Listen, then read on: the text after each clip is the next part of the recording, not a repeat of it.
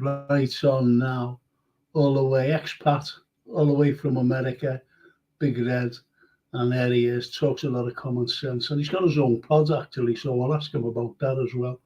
And there he is. Hi, mate. Are you okay? Yeah, sound. You were talking to yourself then. As usual. I was just saying there, you've got your own pod. I did. Is that, can you tell the people, you know, about it and when it goes out? I've been doing it now for 3 years. It's called the Liverpool Connection podcast, and it started out as a story pod, where I bring on people to tell their Liverpool story of like when their first match was, you know, how they became a Liverpool supporter. So that's how it started. It's an ode to me granddad, just because I never listened to any of his stories back in the day. So this is just saying like, thank you, granddad. I'm actually gonna listen to people's stories. He's probably looking down at me going, "You dickhead." But anyways, now it's blossomed into, you know, match day reviews, previews, all that good stuff. Usually we don't have really like a set time when stuff goes out. No. But obviously when match days come, we do the preview and then the review shows. My story pods usually go out once the season kicks off. Will probably go out on like Mondays or Tuesdays. So look out for that. But yeah, I've been going for 3 years. You know, just about to hit the 20,000 subscriber mark. Brilliant. It's mental. You know, it's just a hobby.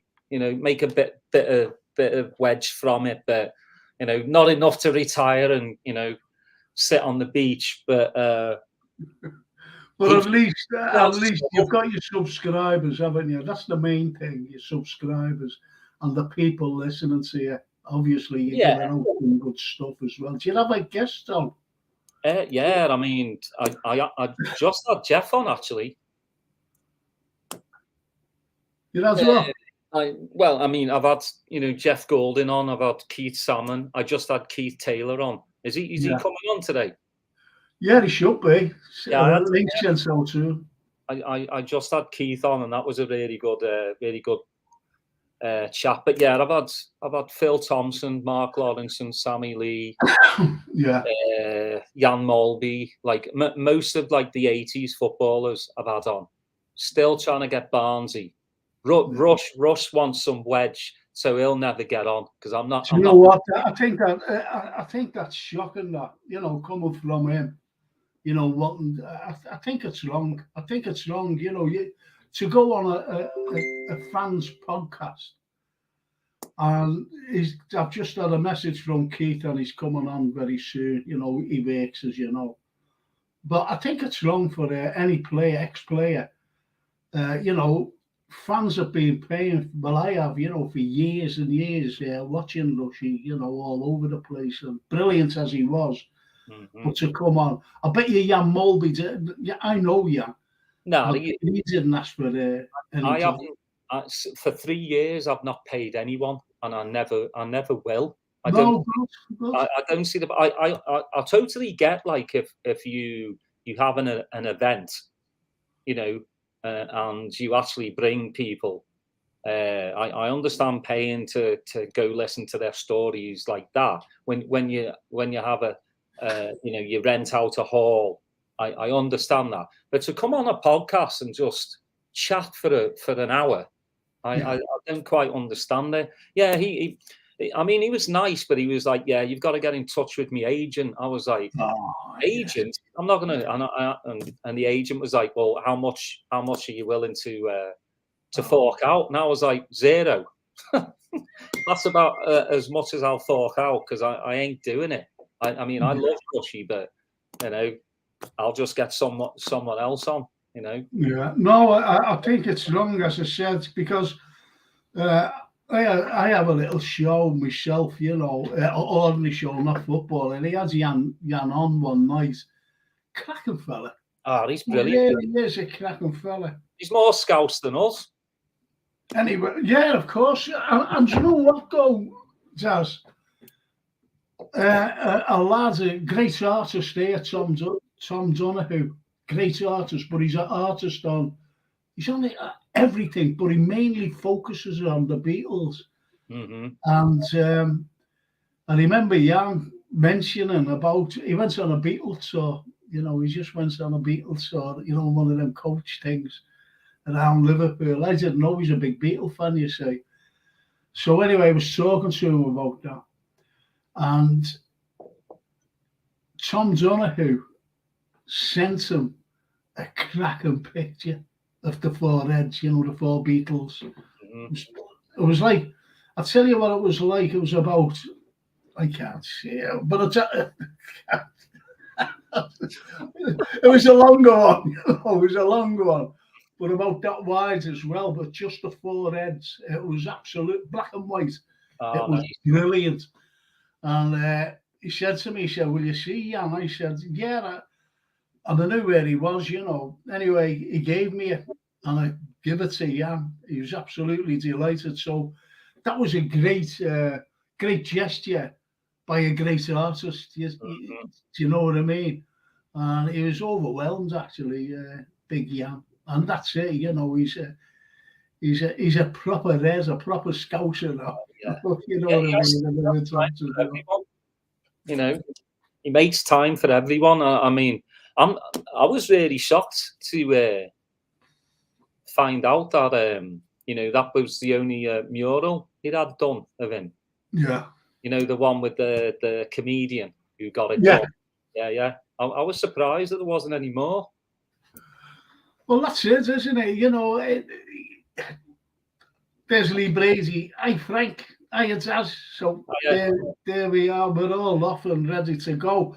My question, I was waiting for I'll ask Keith when he finally gets on. And what do you think of Henderson finally going? What's your thoughts on it? And the way he went, by the way.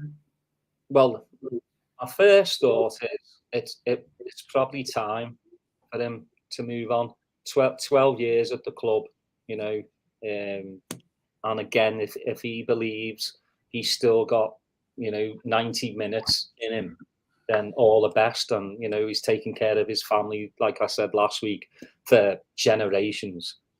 But the way he's leaving is shite. I mean, I'd rather you watched the video, right? Did you watch the video? Yeah. Hiya, Keith, mate. Hiya, lads. You all right? Yeah, sound. We're just talking about Hendo's video. What did you think? Do you think it was scripted? Yeah, of course. I do. They should have turned that music off. That music was cringy.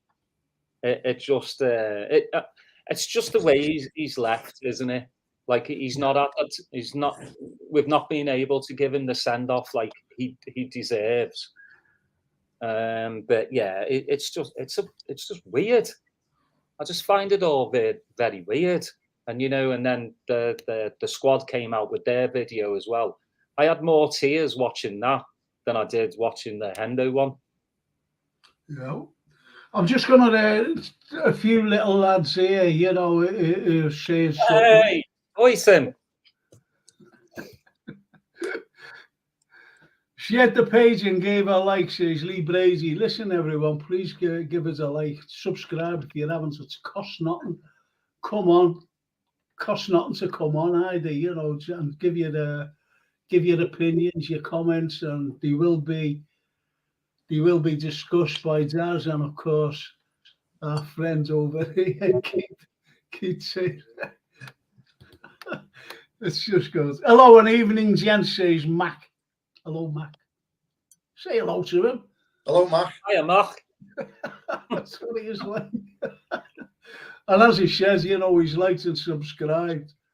Lee Brady, I'm gutted he left in a way, but I'm glad it's over. I hate slow business. FSB was leaving before Hendo, and He still hasn't left yet. I like it to be quick, so then we can move on and use the funds quickly. I'm getting back to that actually, Lee.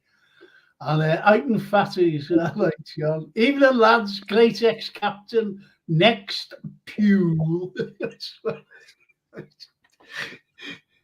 And listen to this, and he's right, you know, Les Brady says 700,000 per week, money talks, and that's the problem. That was the problem with him. You know, he could have gone next year, or he could have gone, like, you know, after the first game even. After the first game, he could have gone. He just could have gone. I remember Mascherano, Lavia Mascherano, and he plays against Arsenal. And we drew 1-1. It was the opening game at Anfield against Arsenal. I remember that Nagog scored. But he left after that. He left after that game. He played for us. He played for us. And Anderson could have easily have done the same. He could have easily have played against Bournemouth and, you know, said farewell. But he didn't. He was actually playing or training in their kit while he was still a Liverpool player. Yeah, I think that's what a lot of people don't understand. Like the clubs hadn't come out yet, and then there's video of him training with the Saudi team. Yeah, and it just leaves a bit of a bad taste in your mouth. But I'm glad it's done. We can just move on. What do you think, Keith? First of all, he goes with a blessing.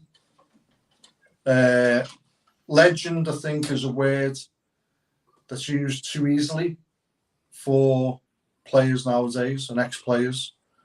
You know, a player can play 10 first team games for you, and then years later they go, "Oh, former Liverpool legend." No, that's not a legend in my eyes. My eyes is Rushy, Daglish, Keegan, Gerrard. You know, they're legends. I think money does talk, but as I said last week or the week before, if we're in a position, not just the three of us, but the people who are watching, are working, and in their profession they're earning £500 a week, but they then get headhunted and someone says to you, "Well, look, we'll give you £2,500 a week." No matter what, you're going to take that role. You are, because it's too good of an opportunity to turn down. And I actually found his video quite emotional, if I'm honest with you, because I agree with the music, Taz. I thought the music was a bad choice.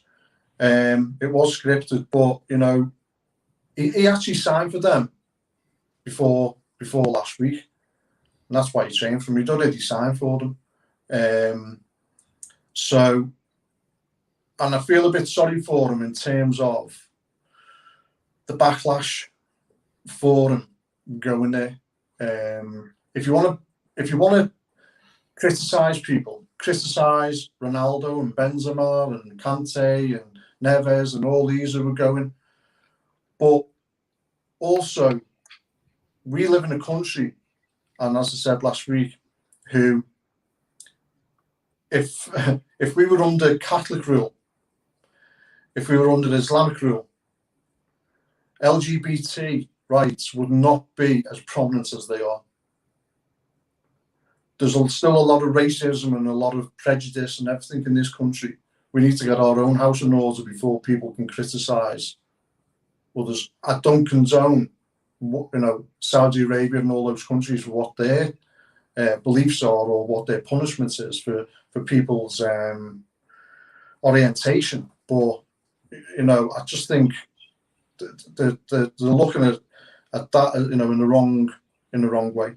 That's my own view on it. Okay, well, it's a good point you made there, because I've always said, and I've said on posts, I've said on shows, I've said on everything, even over the Henderson one, and even about the Arab states coming in to buy not just players but also clubs. And I've said all along you have to respect other countries' cultures and laws.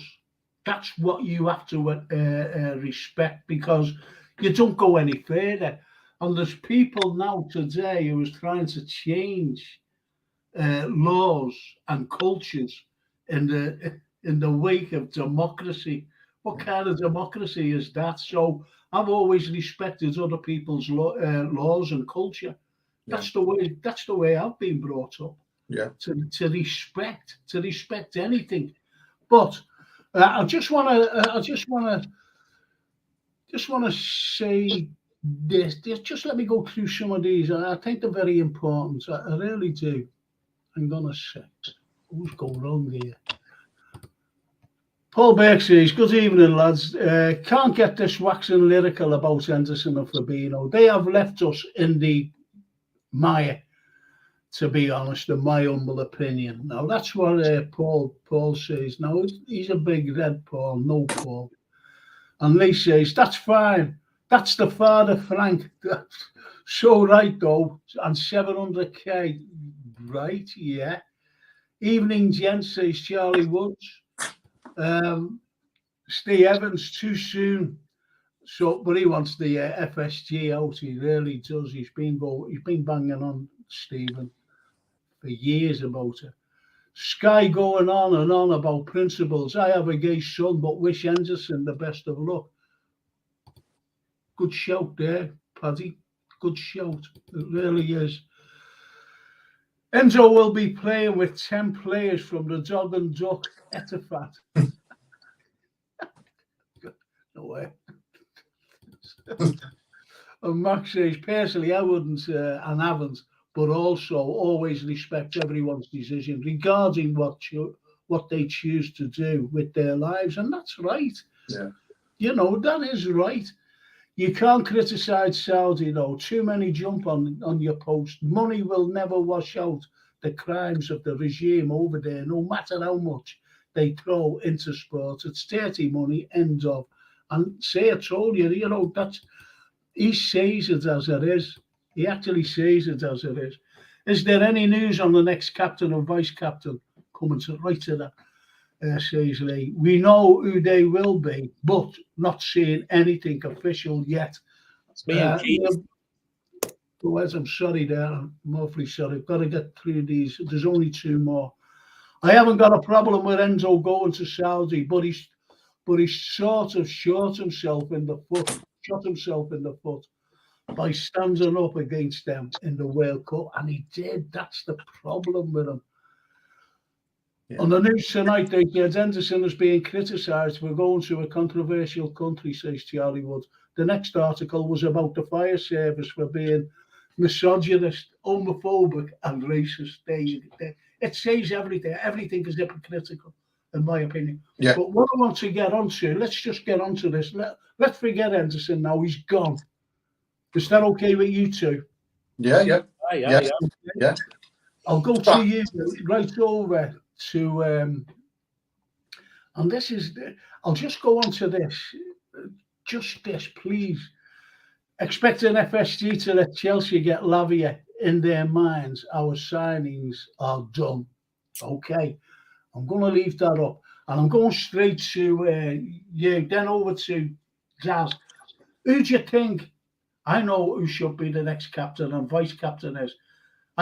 This is what my humble opinion, should be Virgil, captain, and Trent, vice captain. We've got to have a scouser in somewhere. What do you think? And what's your opinion on captain and vice captain? Well, we had this discussion, I think, last weekend or the Thursday before. It's my mind, you know, it's either got to be Virgil or Robbo. I think it'll be. I don't think Trent's ready for it. He needs to concentrate, especially if he's playing a new position. That's all he needs to concentrate on. I think Virgil will get it. I think it'd be bad if it went to Trent. Trent will be captain of Liverpool in the next 3-4 years. Virgil will probably only be here another 2 seasons. So Virgil for me, and then Robbo. Okay. Well, Neil Broderick says Virgil captain, Trent vice captain all day long. What's your take, Keith? Well, I know it's Virg who's going to be named captain. Vice captain for me personally, I would be, as it was previously. It went from Hendo to Milner to Big Virg. Then it was sort of who was it then? After that, and he never ever gave the armband to either Mo Salah or Trent, by the way, during that period of time. He gave it to Ali, didn't he? He gave it to Ali, and Robbo as well. So going on, look, I mean, obviously the three of us we'd love a Scouser as a captain, not as a vice captain. We would want a Scouser as a captain, but personally, on his form, apart from the last 11 games last season, and I've mentioned this before, especially the Napoli game away from home, I wouldn't give it to Trent, purely because your captain and vice captain has to set an example to the other players. And his performances at times last season didn't merit him wearing the armband, in my own opinion, because I watched him after the Napoli game. I was fuming. I was fuming during the match. I couldn't believe it. I actually couldn't believe the lack of effort, coming back into defence or getting back into position and like that. And he was arguing with other players, and he was actually having a go at other players and things like that. I thought, hey, hang on a minute. You haven't got it right there to have a go with other players when your performances in this up to now this season have been short of diabolical. So I think Trent, and I agree with Daz, one day will be Liverpool captain. Maybe this position now in midfield is we're going to see a different dynamic to him, because the role that he had up and down that right hand side was tough. Playing that high line, up and down, the assists and everything else, and Robbo as well. So, personally, yeah, I think it'll be, well, I know it's Virg. Pardon me, I think he'll give it to Robbo. And then I think he'll give it either Mo Salah down the line. I think either Mo Salah or Alisson. Okay, what about the form last season and coming into the pre-season? I know they're only pre-seasons of Robertson. He's been very poor. That's in my opinion. Well, I actually, not only my opinion, but a lot of other people's as well. Yeah, I didn't actually think he had a great season last season. Well, most of them didn't have a great season, did they? But I think Robbo, this is a big season for him in many ways for Robbo, because if he has a season coming up like he did last year, is his place could it be under threat? Could they sell him? Because Tsimikas for me isn't the greatest backup. He's decent enough, but he'd never replace Robbo. So yeah, there's lots of, we've all had different opinions, don't we? We look at the team, and there's lots of players who are under the microscope, shall we say, from the performances last season. That's including Big Virg, by the way. Canate was great at times, but then was injured and made a few mistakes. Matip and Gomez, I watched them the other night and I thought they were absolutely garbage, as they were at times last season. Honestly, I would rather have seen Gomez and Matip sold for me. And then midfield, I felt sorry. Adrian, what was he doing for that young lad? Get rid of it. Ali does the same now and again, doesn't he? He tries to be clever and too clever at times and that. Yeah. I know it's only pre-season, but you want to see something real. So, you want to see that. I'm going to put it. You want to win. I personally, I don't care if it's pre-season or friendly or whatever it is, or a League Cup game against a third division team. I want to see us win. Do you know what I mean? I want to see us go out there and beat whoever it is, and yeah, that's my opinion on. Okay, well, Liverpool says I think Van Dijk should be captain and Trent as vice captain. He has been quiet in past seasons, but last season he seemed a bit more vocal. It's only what you were saying there, Keith. I said 3 rows from the front of the Sir Kenny Dell, and I can hear him a lot between him and Hendo. But when Hendo was named vice captain behind Stevie, he didn't seem ready either. But look what he become. He learned the ropes from a legend. But it's a hard one because Robbo is right up there and does have the experience as a full captain. But I'm a bit biased with Trent. I think we're all biased with Trent, because I'm a Scouser through and through. Yes, we're all Scousers through and through. And I like to see a Scouser up there. The only problem I've got with Trent, I'm being honest, is his attitude. Yeah. I don't know whether, you notice him, don't you? And he's got this, like... It's a swagger. Yeah, I don't like that type of attitude. I really don't. You get the likes of Alisson, for example, who just walks in, says hello to people, just walks in, no swagger, no nothing. Like a lot of other players as well, by the way, not just Alisson. Yeah. But that's attitude. Yeah. That's attitude. What do you think, Daz, about the attitude and everything else? And do you think he was far too vocal last season, or do you think it's the right thing to be vocal? Well, it's good to be vocal, isn't it? I mean, that's what you want on the pitch. You mean Trent-wise? Yeah. I'm all right with his swagger, to be honest. I mean, Curtis Jones is kind of the same way. They're just young lads. I think when it borders cockiness, you can have swagger without being cocky.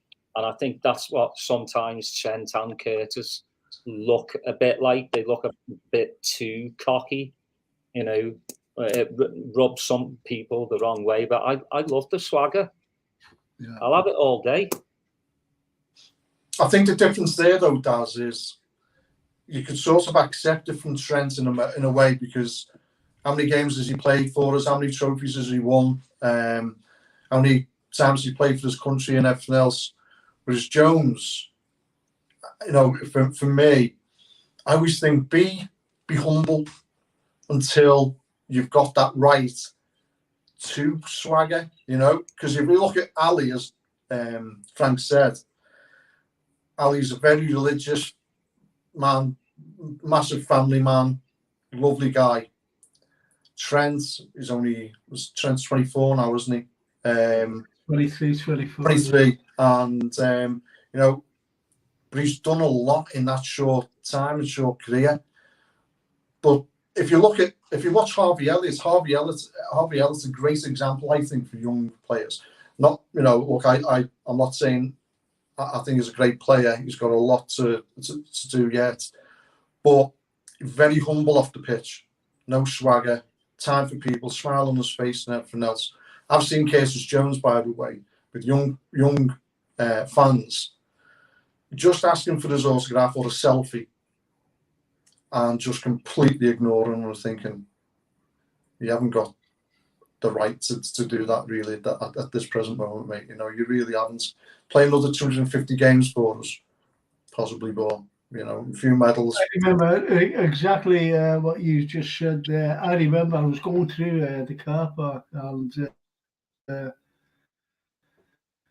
Joe Allen, when he played for, I think he wasn't playing. And as I was going through the car park, I was standing there. I was waiting for someone. I was waiting for a mate of mine, and this little kid come. I was standing next to this fella. And his son came over apparently, you know, it was his lad, and he came over and he was crying, and he has a program in his hand, and he went over to Joe Allen in his car. He was sitting in his car, and he asked for his autograph, and he just wound the window up, just ignored the kid. He was only about 7 or 8, you know, the kid, and he has a picture, you know, in the program of Joe Allen, and that's what he did. And it's heartbreaking.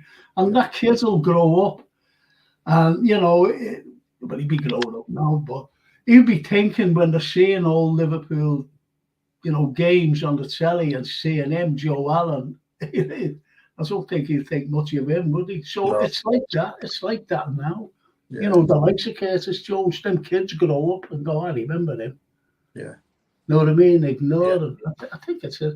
But as Mackie says, we do have a lot of captains, which is a good shout, actually. And having played myself, you need a good group of four to five strong pushers. And that's what we need. I'm going to go on now. I'm really going to go on to this Lavia thing. And that's the Enzo finally gone. This is the title. Enzo finally gone. Lavia. Exclamation mark, question marks all the way along. So, what's your take on Lavia, Daz? He's coming. I think it's the deal's basically done. 45 plus add-ons. I think it's done. Yeah, it'll be. I was hoping it'd be a Liverpool player by today, so we could all be like jolly and stuff, you know, and have that out the way, and then we can moan and groan about 2 more players coming in. But I think Lavia will be, in the next couple of days, 100%. Keith? Possibly an announcement tomorrow, I think. It's as you say, Daz. I know that Lavia, as I say, because of my connections and my background, Lavia wants to come to Liverpool. Forget Chelsea. He doesn't want to go. He doesn't want to entertain Chelsea. He wants to come to Liverpool. Spend time in Manchester. He knows up this way, enjoys it this way, but has respect for Liverpool and Jurgen Klopp. So he wants to come to us. It's just the fee. Liverpool, from all accounts, have upped it to 42.5 million. With, if you play so many games next season, goes to 45, and then add-ons again to up to 50, apparently. Do you think he's good enough? He's inexperienced, remember? Well, do you know what? I was talking to a couple of lads this week involved at the club, and I said, you know, what's your take on it? And they came back and said, look, you know, when Liverpool or any of the Premier League clubs now, they don't just sign a player because on reputation. They've gone through all the stats. They've gone through stats and everything else from 13, 14 years of age. You know what I mean? From a young age, they watch them coming through. And by all accounts, the reason that Man City sold him is because he told Pep Guardiola, I want to play in the first team at 18 years of age. And I quite liked that. I quite liked that sort of cockiness. He thought he was ready to go and play in the first team at Man City at 18. But they sold him obviously to Southampton. Apparently, by all accounts, he ran that team last year.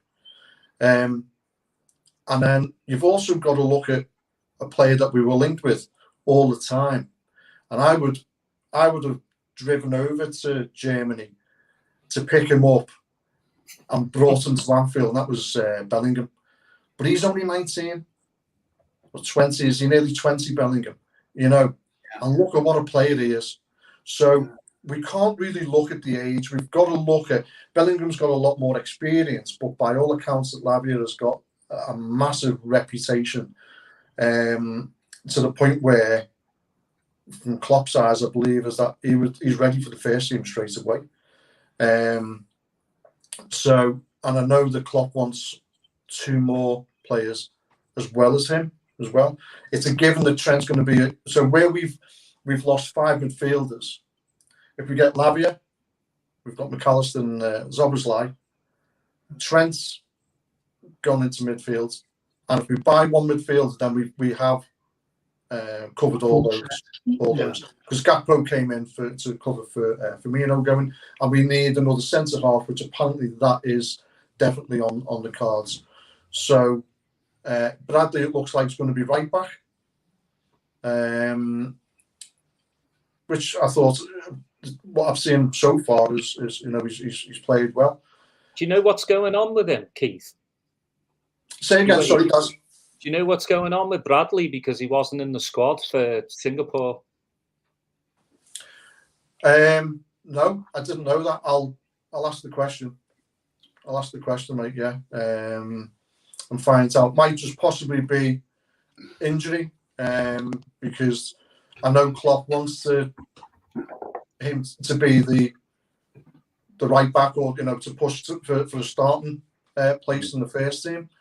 Him and believe it or not, Gomez, unfortunately, in my opinion. I don't know why, because he'll never be a Trent or. I thought Bradley, when first off, he was a nice up and down that pitch. I thought he was fantastic. And speaking to an ex player at Bolton Wanderers said, "Wow, he was absolutely fantastic. He was brilliant. He was the standout of out of the team. You could see the quality by far. So." Yeah, I like Bradley. I mean, he was Bolton's player of the season. Yeah. And I watched the game the other night. And I thought his positional play was really good. Yeah, so, and he actually, you see where you come into midfield, does? Yeah, and the confidence on the ball. I was like, wow, yeah. I mean, I'd seen a couple of under-23s with him going back a couple of years, and wow, this lad's got some talents as well, and he can also actually play left back as well.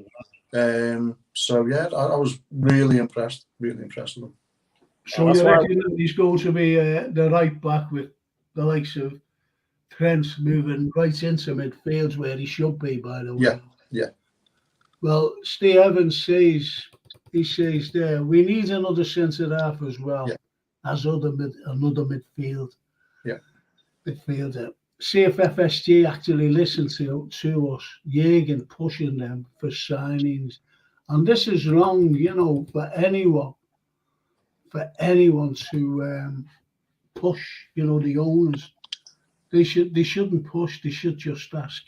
And the owners should say, okay, this is for the good of the team. It's not for the good of anybody else, it's for the good of the team to bring these players in.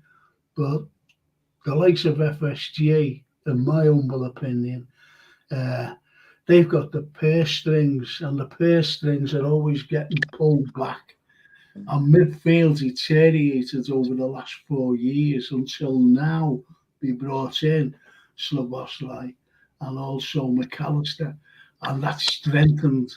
But if you don't bring in, say, Lavia, it's still weak. It's very weak. Yeah. The midfield, especially with all those. My daughter the other night, Francis, she came on and said she counted 10 gone and 2 in. That's not rebuild. That's what she said on the pod the other night. It's not a rebuild if only 2 come in. It's not a rebuild even if only 3 come in, put it that way. Yeah. Would you agree with that? Yeah, I personally agree with that. I mean, we've got to look at Gakpo came in, didn't he, in the winter. That was to cover Bobby Firmino going. But yeah, I think we definitely need to. I mean, as I say, McAllister, Szoboszlai, Lavia. If we get another midfielder, maybe a Kimmich. I'd love him. I'd love that Kimmich. I've seen that lad play. I think he'd fit like a bloody glove. Klopp absolutely idolises him, by the way. Klopp loves him. Absolutely loves him. Oh, absolutely loves him, yeah. John, when was on the phone to John? What day was today? I love him. John was saying, was yesterday I was on the phone to John, and he's kindly enough done a video for a friend of mine's nephew's not well, and I do know that Kimmich Klopp absolutely loves him. loves him, yeah. And by the way, don't be surprised that another outgoing as well as Phillips, another midfielder. Thiago is being lined up from the Saudis as well. It's only because he's injured, or you know, he's so yeah. Would you? Okay, I'll go to Daz. You just mentioned Thiago, and I'll go to the lads on here as well. Would you be sorry to see Thiago go, Daz? If he does go, that is. If he was the first one out before Henderson and Fabinho, I'd have no problem with him leaving. But because those other two lads have left, I have a problem with him leaving, because he's got experience in midfield. Yeah, I mean, he can only do 20, 25 games a season, but we still need that experience for the new lads. Plus, if he goes, we've got to have somebody lined up who has experience, because you can't have a midfield of McAllister, Slobosai, and Lavia. You just can't. I mean, then next season would definitely be transitional. Yeah. I think we'll hang on to Thiago for this season. No, I'm just saying, you know, okay, I'm not saying we'll hang on to him or whatever. As Keith just said, you know, we could be the next out the door. And if he does go, as you just explained very well, you know, the experience is all gone. Whereas the likes of Kimmich, who I think is absolutely, and you yourself, I think he'd bring steel to the midfield and even the back line, to be honest. What do you think, Keith? You know, what's saying about Thiago might be on his way. I'm not saying he is on his way. What do you think? How do you think it would affect the midfield, especially? Well, I'm with Daz. I would rather keep Thiago personally. If he, you know, he had the operation on the problem that he had a lot with last season.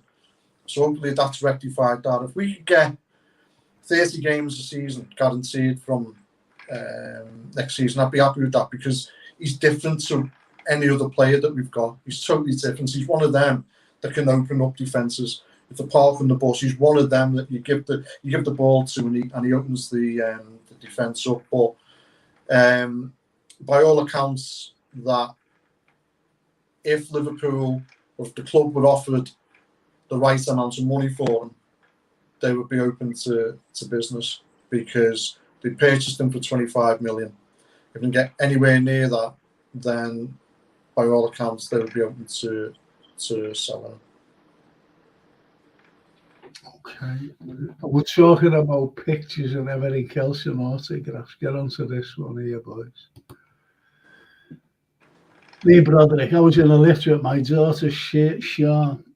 She was 18 months old 28 years ago. Stay Highway got in the lift, so there was only 3 of us in the lift. I asked for a picture with my daughter. He said, "Not now, I'm busy." That same night, Sean got a pic with Peter Robinson and Sammy Lee. This shows you, I know Stevie Highway, you know Keith as well. He's a very private person. Very, very private. Because I was speaking to him once and about university, you know, and he said, "Are you a uni lad?" I said, "Yeah." I said, "I'm actually there now." And he said, "Good luck." He said, "Good luck." Shook my hands and just throttled off, you know, wherever he was going, you know, I don't know. But that's Stevie Highway, you know, as you know, he's a very, very quiet lad. Very introverted, Steve. Oh, yeah. He was very upset when Liverpool. He was very upset when he left Liverpool, to be honest, on the first occasion. You know, when he left the academy, then he came back, didn't he? Yeah. Evans, I like Lavia. He's solid midfielder with a good ground and on a good football head. I see him improving under Klopp majorly. I hope we do get him. Just pay the money to get him, and that's the problem. Just pay, get him, and get him in. That's it. But as you said, it's given us a little, leeway. What you said there, Keith, about him wanting to come to Liverpool. People have told you this privately, wanting to come to Liverpool, and you, Jazz has said it's done, the deal's done. So that's given us a lot of. Do us a favour, people, please. Even if you've liked it before, the other night and last week and the week before, just press the like, get the algorithm out there. Please, I'm going to ask Keith to spell algorithm now. No, you're right. You're only joking. ALGOR. OITHM. Let me Google it. Hey, Frank, you know what you're saying about players who, refuse autographs and those who don't. Our mate, the Doc, Davy Johnson. Yeah. I never ever once seen, honest to God, anyone ever asked Davy for a photo or an autograph. He always obliged, no matter what. Yeah. He went through quite a lot the last 3 or 4 years. Yeah. And even then, even he picked the phone up to speak to him, and he was always giving advice. Yeah. He gave me a lot of advice, and he never ever refused anyone. That was someone who I always thought, if there was an example to any footballer, how to behave off the pitch, not in terms of having a pint, because he liked his pint, but what I mean with the fans and how he was with people. He was a star, a gent. He was a gent. And, there's been a few, like Jan Mulby. We were talking, Taz and I, about Jan Mulby before. And what a fella, he is. He's an absolute cracker. And he's the same. Alan Kennedy's the same. Alan Kennedy, Barney Rubble, and I said to him, I said, when they call you Barney Rubble, he said, it doesn't bother me. He said, that's the nickname I've got, the nickname it'll stay, so all the older fans, just call, all right, Barney, and he just... Yeah. Well, I'm doing an event with Barney in a few weeks, so he'll have to come along. Are you? Yeah. That's great, yeah. Certainly, Jazz will get a quick flight over. Get the kids' minds, won't you, Jazz? It's October, hopefully. Listen, lads, I'm just going to put something on, and I'd love you to come to this, Keith, actually. And this is HSOAB. This is that scarf or a badge. The great people. It's all Liverpool merchandise. I've got one on now here. Look. I've got one on, and it's great material. And these are just great people. Michael Dean and his lovely wife, and they get the shop's up by the ground, and I always forget the name of the road. It's by the cabbage yard. It's just facing there. Anyway, it's just. Go online, get it up, and get your gear in. And it's very reasonable prices. And as I said, it's very good gear. And I want you to an evening with Phil Thompson. Being asked to put this up, and it's an evening with the Liverpool legends, including question and answers, and entertainment, auction, and a raffle. Where's that from? It's at the Little Theatre, Birkenhead. Oh, nice, okay. Do you know where that is? The Little Theatre. No, it's all Got myself. Where is it? It's available on the Even Bright. Tickets £25. The Little Theatre and the Martin Gallery project. New Chester Road. It's on New Chester Road anyway, wherever that is. Nice. We might as well be living in the States. With Jazz, no places out of Birkenhead. And this is Marios Mansos. It's a book, and it's going to be a sign, and the social one. why Jurgen Klopp was a perfect fit for Liverpool. Book signing in conversation with Frank Carlyle, Waterstones, Liverpool 1, Thursday, August the 17th, 6:30 to 8 o'clock. And, book your seat via Waterstones events. And all the lads will be there, off the shows, except for Daz, unfortunately. But we're sending them as a plane fare, and we're going to get them a ticket there and back, right after there, and right back after the show. But anyway, just go along to that. It's absolutely brilliant, and obviously we'll be going for a drink later on. And there's our other guest. You can't see him, unfortunately. Brian. There he Hi, is. hello. There's the man. There's the man himself. Hello. And there's the next one. So the social one, get along there, 17th, 6:30, Waterstones, 17th of August, that is. And there's all the Reds that's by your mate as well there, Taz. Mm-hmm. Jeff Goulden. What a fella he is. He's working on another book with Kieran. Oh, is he? Yeah. I can't say too much. No, of course not. And there's the Lost Shankly boy, George Scott's Anfield's Journey. And George is on the Tuesday podcast with me, with Marios, funny enough. And The Voice of a Legend. Look at that. And Jurgen Klopp says a fantastic book written by a true LFC legend. And that's a quote from Jurgen himself. And that's George Sefton. And I think we had dreams and songs to sing. I think that's the best title of any book in the world. I really do. I think it's a fantastic title. And this is what we're all about, lads, isn't it? This is what we're all about. And it's good evening, Brian. Evening. How are you? Yeah, guys. Hello. Yeah, we're good. Good. And all the better for you coming on there, Brian. I'm not flattering. Oh, listen, you flatter. Thanks. We were just there go the ratings. Check him out. Oh, he's on there again. Okay, well. Anyway, let me plug 1 second, Frank. If you like what you see, like and subscribe to the content. And anyway, if you don't like it, still like, subscribe. Well, you'd only get better. So, back to you, Frank. Yeah. That and was even helpful. Zav said that. Even Zav said, and Keith says it as well. Okay. Well, Keith has more pull, so yeah. Listen to Keith, yes.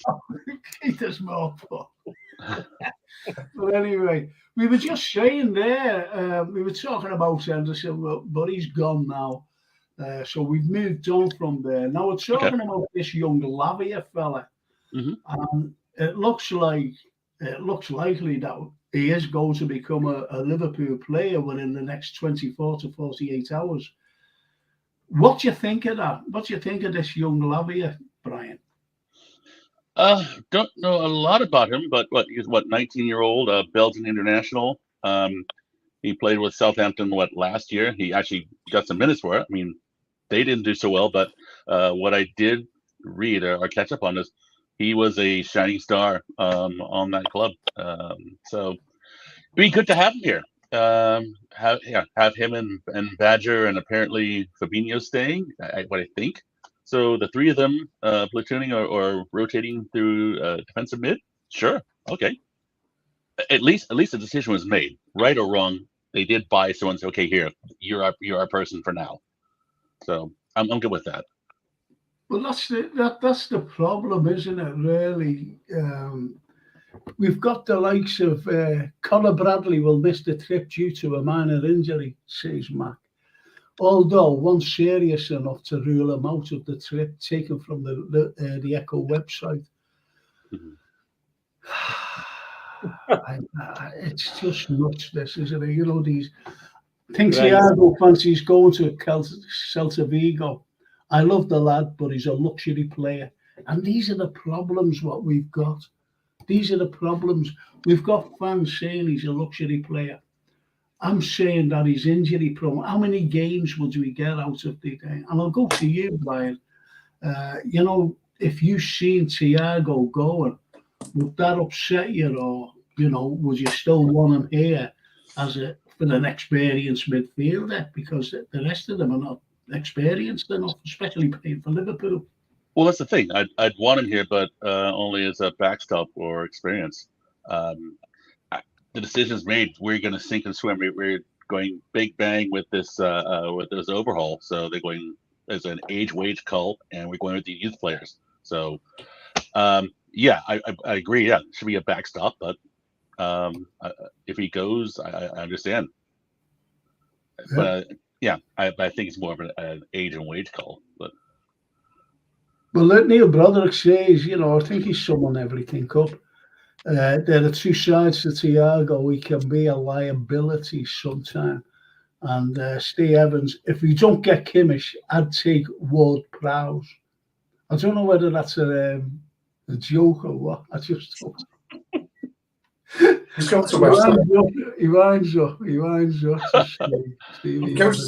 going to West Ham, Ward-Prowse. Is he? Yeah. okay. Well, you know, you don't blame the lad for moving on, because, you know, you don't want to be playing in the Championship, really. That's Please where he out was. there, please out there, just press the like and subscribe if you haven't subscribed. And these famous gentlemen who are on the show here, Dance all the way from America, and with a great Liverpool accent. He's been listening to Keith Taylor and me, so he's brought this accent out. He's a proper American, really.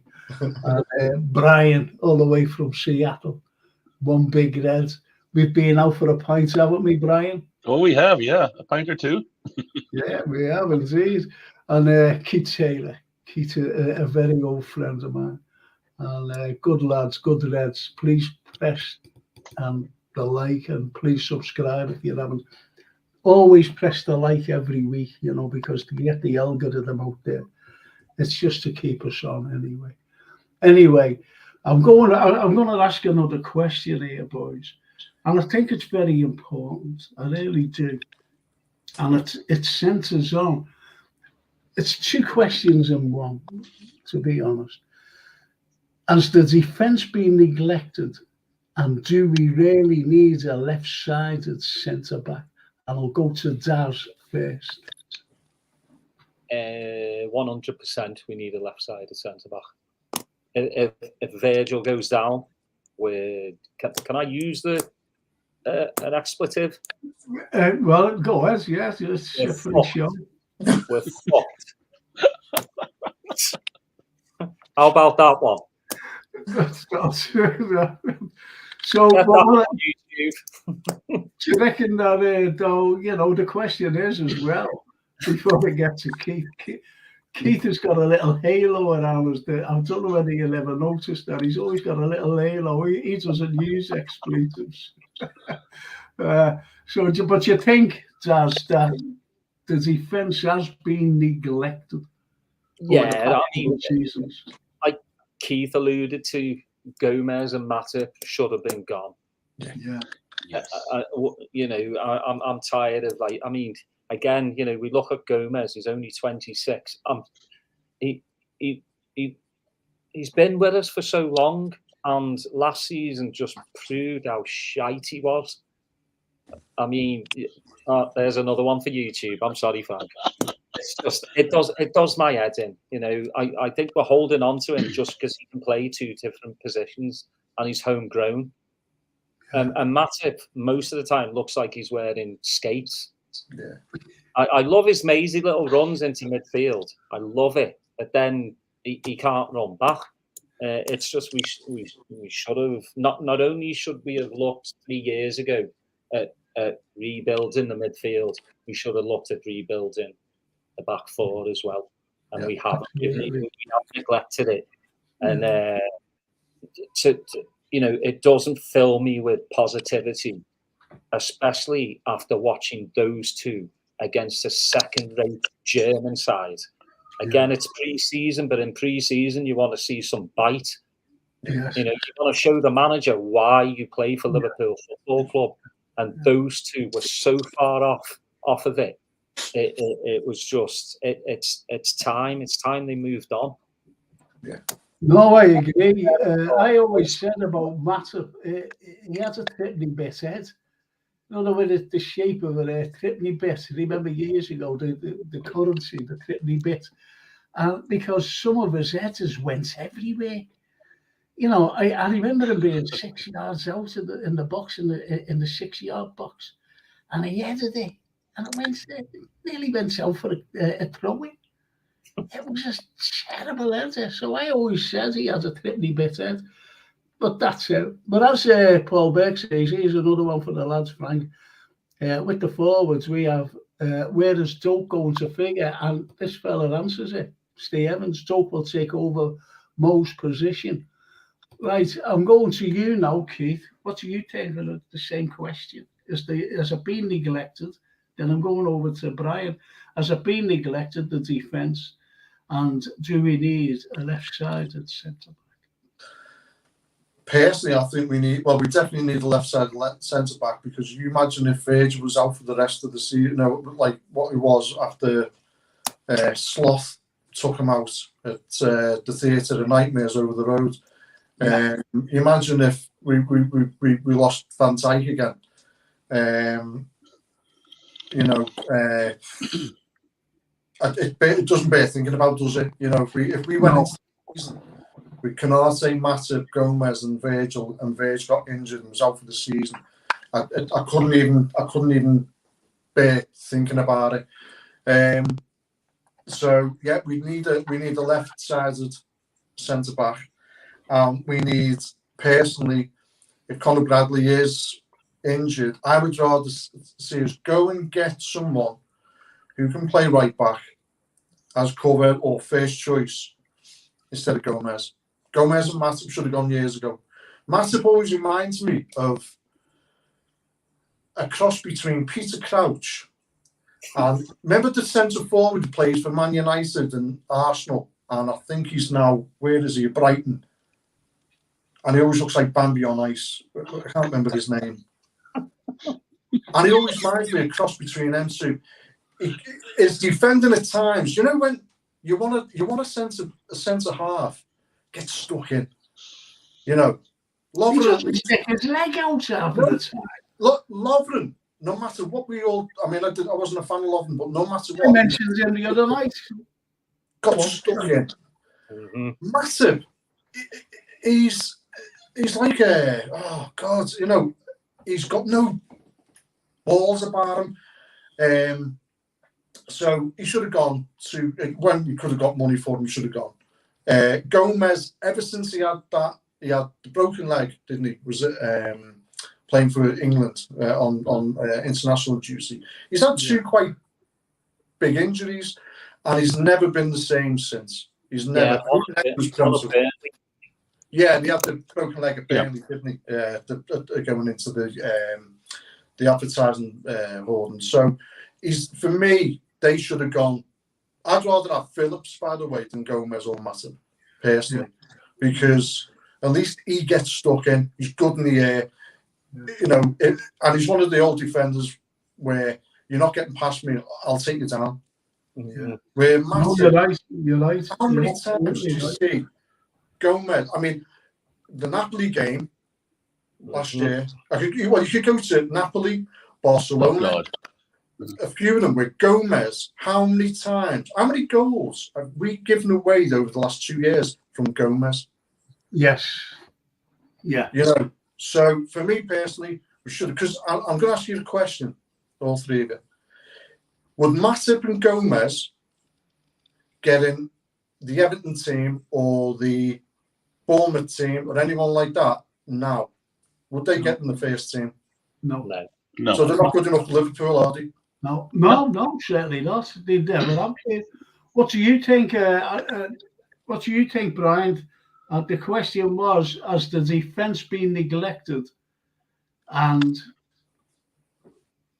a left-sided centre back is much needed? What's your take on it? Yes and yes. Agree with the sentiment here. Matip and Gomez, they should have been gone a long time ago. I'm saying for years. Gomez, don't bother going back to the change room. Just take his bags, leave him at Lime Street. Here, take a train. Anywhere you want, one way, whatever. Go. good luck, Godspeed. No, he needs to be gone. He should have been gone because there's nothing more to know. We know everything about him. There's no mark of improvement. And yes, the injuries he battled back from those, great, but he's not Liverpool material. Yeah. Well, why do you think Klopp's kept on them, Brian? Why do you think he's? Because he's cheap. Because he's and cheap. Well, when he was healthy, yeah, he was, well, his speed alone. I mean, he literally took away a third or half of the pitch with his speed. But again, like who was that? The Spanish left back we had a few years ago. He had recovery speed because he's out of position half the time. So yeah, or got burnt up high. Yeah, Alberto. Yeah. Was it Moreno? Anyway. Yeah. So I mean, same thing. But he hasn't. He had great potential, and he still does, and he'll never reach it. So I mean, it's just send him on his way. And as Dad said earlier, just to add on this comment, if Virgil goes down between Konate, Matip, and Gomez, we have 1.5 center backs. They've missed last year missed 3 years. Yeah, we are definitely. I'll just say screwed. Well, no. Yeah. Check that. On a clear night, we'll see the light from screwed if Virgil goes down. So I don't know. Yes, so to answer your question, neglect. Yeah, neglected. I don't know why. Why always think we have to sacrifice? We can only upgrade or address one position at a time. You can sell Brian. I don't get it. You can tell that he's always in a boardroom, can't you? He's always in a boardroom with that answer. It's just going on. Oh, yeah, anyway, Lee Brady says, Welbeck, Keith. Welbeck. Oh, sorry, I'm long-winded. Okay, noted. All right, I'll keep it concise. Welbeck, honestly, God, yeah. How about this one from Steve Evans? Gomez is at the wacky races meets the Keystone Cops. I couldn't put it better myself. I think he's spot on. What do you think of this, lads? We are a season behind. Last season should have been midfielders, and this window should have been all about world-class centre-back. Yeah. And there's no way you would have called the amount of players offloaded this window. All of them have gone, could have all caught, but no, but not 8 players at once. This is what he's saying, not 8 at once. But Francine said there's 10, Dad. There's 10 gone. That's what she said. But 8 players and 2 in so far. 3 in, okay, possibly. But I don't think it's. Someone mentioned as well, we're going to play with a smaller squad. That's suicidal. Smaller? Smaller squad, yeah. That's what someone said. Adrian isn't good enough to be 3rd or 2nd choice keeper. I was just thinking. Richard Hutchinson, and I totally agree with him 110%. I really do. Soulboy Fran. The problem we'll have is pace with the centre-backs. There is only Canetti, which is a worry. Do you think he is a worry, Canetti? For injuries, that is, I think he's going on. Injuries, he is, because he tends to play 2 games and then out for 2 or 3 last season, didn't he? So he was getting little knocks, little niggles. So that is a worry going forward because of having Bambi or Gomez in the team. But then Virg, I actually, if you look at Virgil van Dijk, he's quick, I don't think he's lost an awful lot of pace, Virg. No, I don't either. Actually, if you watched when we played Spurs last year, and Son's quick. I mean, really quick. Virg kept up with him, So they would be your first choice centre backs, wouldn't he, Konate and Virg? But I'd love to see them bring in. Colwell's obviously nowhere near now. Van der Ven, I'd like personally to see. Yeah. But yeah, we need. I mean, I'll tell you what I would like if we could go and break the bank for him is De Ligt. He's his centre-half pairing for the national team for Van Dijk. Matthias De Ligt, I think he's class, absolute class, that lad. I got a message today of someone, I don't know where it is, and he said he was watching this show the other night, and he said, "Oh, look at this fella, I love this man. Jamie Phillips football chat. Evening, guys. Evening, Jamie. This fella, he's got a pod." Yeah, Jamie's good. I like Jamie. He's great, isn't he? Yeah, solid. He just comes on. He says it as it is. And this is what it's all about. You know, you get the likes of Jamie. I'd love him to come on here, you know, with you three. I'm sorry. I'd love him to. You know, let's see if he will, because we've actually said, you know, Jamie. And look, there's a lad there, Richard Hutchinson. Hi, Jamie Phillips. How are you? Also, how is your family, friends? Love your stream today. You're good, intelligent, and knowledgeable person. Keep up the great work. Like, comments, and subscribe. Thanks. Isn't that lovely? You know, and that's to other people who's got pods, and Jamie comes on, you know, and like you watch him as well. But he's very good, and that's the Jamie Phillips football chats. That's his little thing, and I always go on it to a few comments. You were on yesterday, weren't you, Frank? What? You were commenting yesterday, weren't you? Yeah, there was. Was you commenting? Yeah, I was on there as well. Yeah, I've had Jamie on my show as well. Yeah, he's a good lad. Oh, and there he is. He's just confirmed it. Of course I will. Oh, that's brilliant. Well, what Jason will do it's only when you're there. I'd love you on with these three lads, because the great lads, you know, Brian Fennell, Daz, as you know, and Keith Taylor. Keith's a lovely fella. They're all lovely fellas. Honestly, Jamie, I'm absolutely delighted, Dan and Jay. But it's on a Thursday night, and maybe you could come on for the last hour with these, or even the last half hour, because I know that you have your show, and it'll be fantastic. Thank you so much, Jamie. I love you, fella. I really do. And let's get back to these lads. Jota, Diaz, Gakpo, Nunes, and Salah forward line. Too good, but the defence, second choice goalkeeper and midfield, he fixing this summer, says Richard Hutchinson. Can't get any further than that. What do you think, Daz?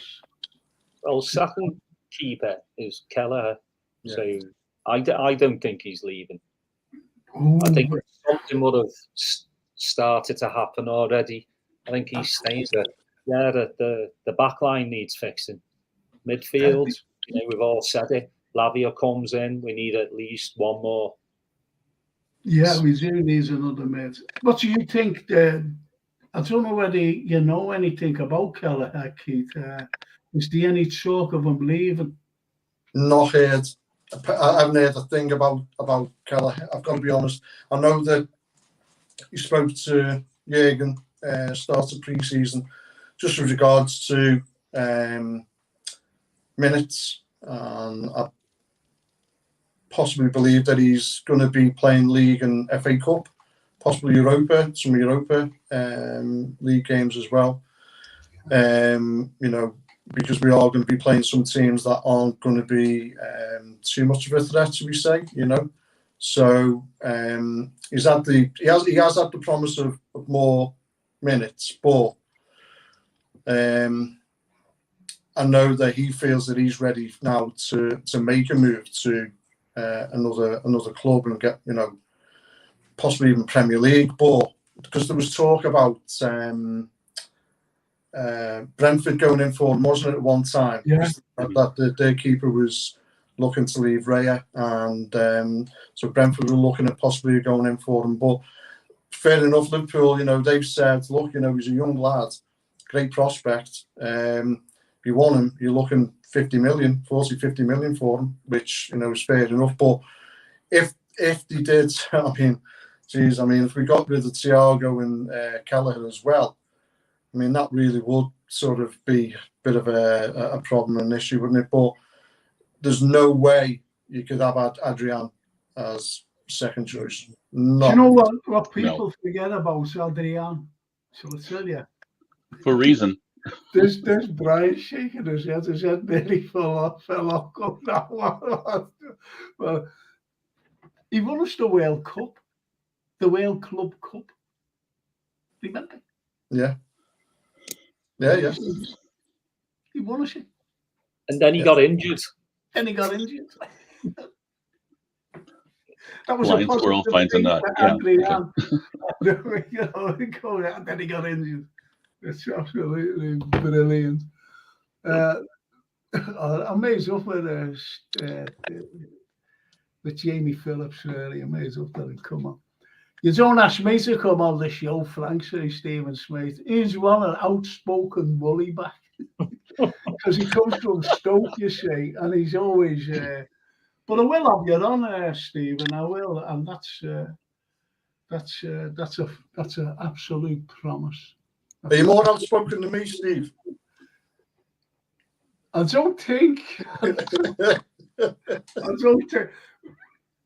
you ever tune into? Yeah. Listen to this, and I do. Steve Evans. He asks me all the time, and he goes, "Yeah, all right," and he doesn't come on. He's shy. And he swears like a trooper. He doesn't hold back. But I had him on my ordinary show once, and he started swearing, and I got told off. Just telling me off and stop swearing on your show. I said, it's not me, it's him. Oh, it's just nuts. At Madrid mistakes still give me nightmares with Adrian, says Richard Hutchinson. Yes. Yeah, I totally agree. And I'll just put this up. I'm taking this off right away. Right, get on to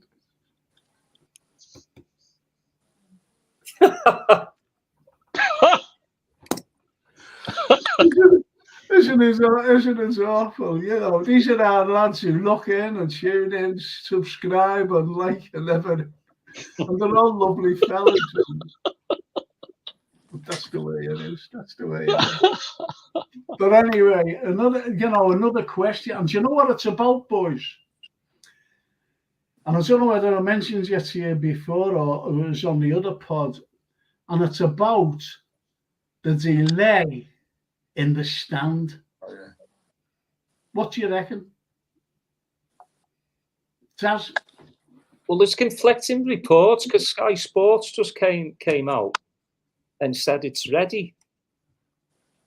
So I'm a bit confused.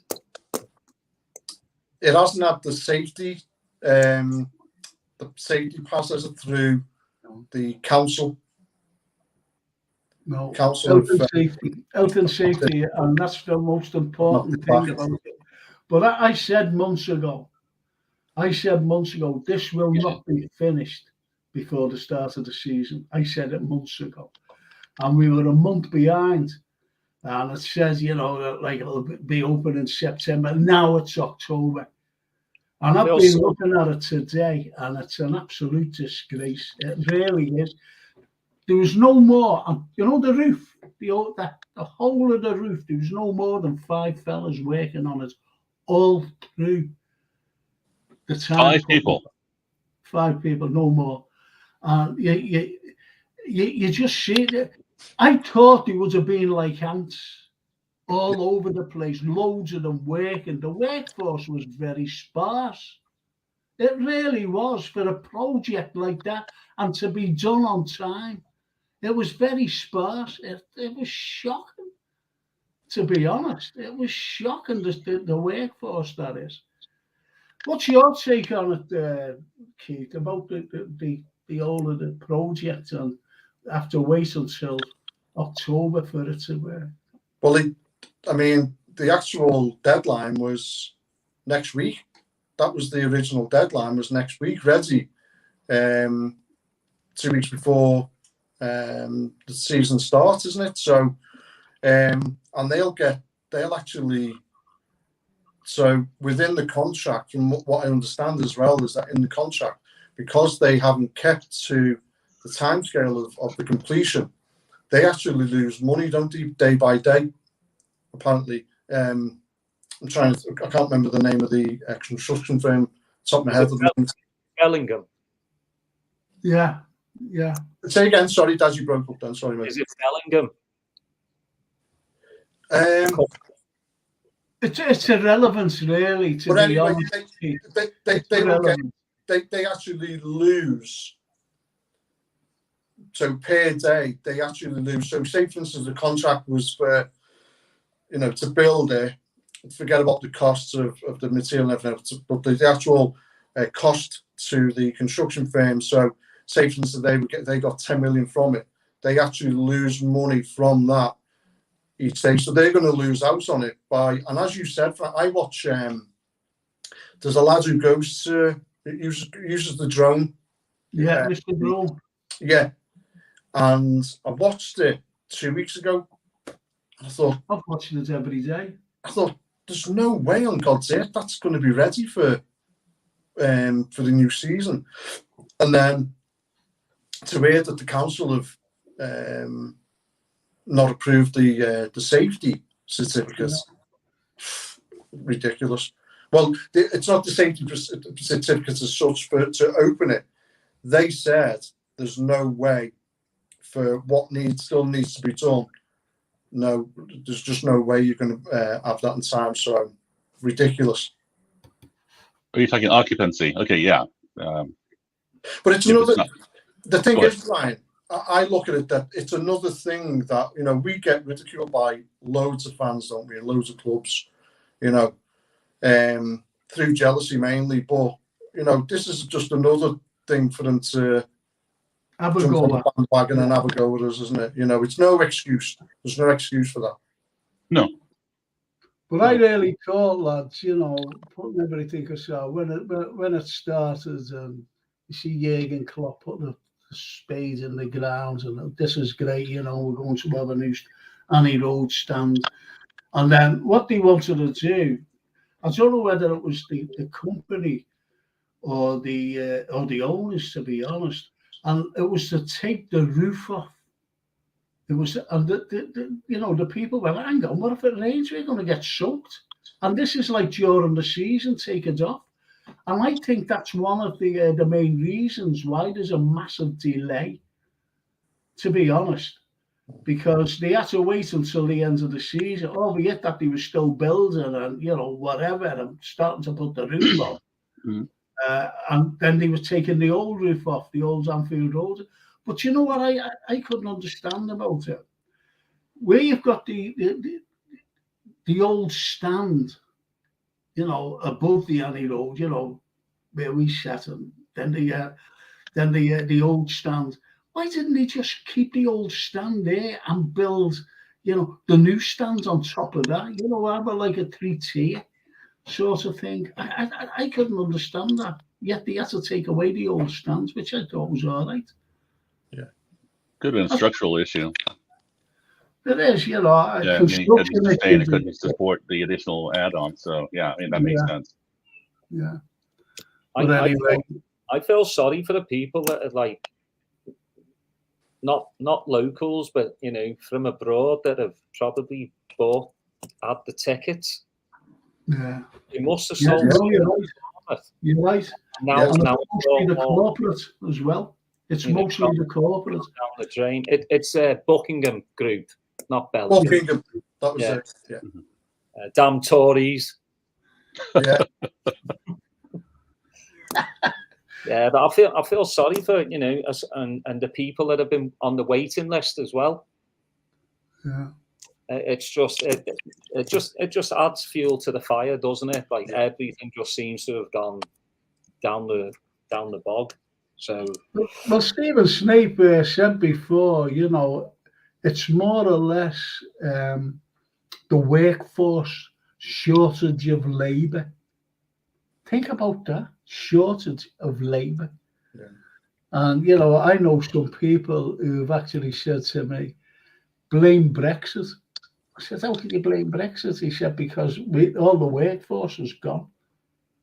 That's why it's so slow. You know, and if you think about that, I think they're right. I think they're right, Michelle. But anyway, here's another question for you, lads. And it is about football. It's about kicking the ball. The Bournemouth game coming up. What do you think of the opener? No, I'm sorry. I was going to mention about our opening game at Anfield. The Chelsea game. Do you think we'll be ready for the Chelsea game, Brian? Well, I hope so. Not we don't get personnel in.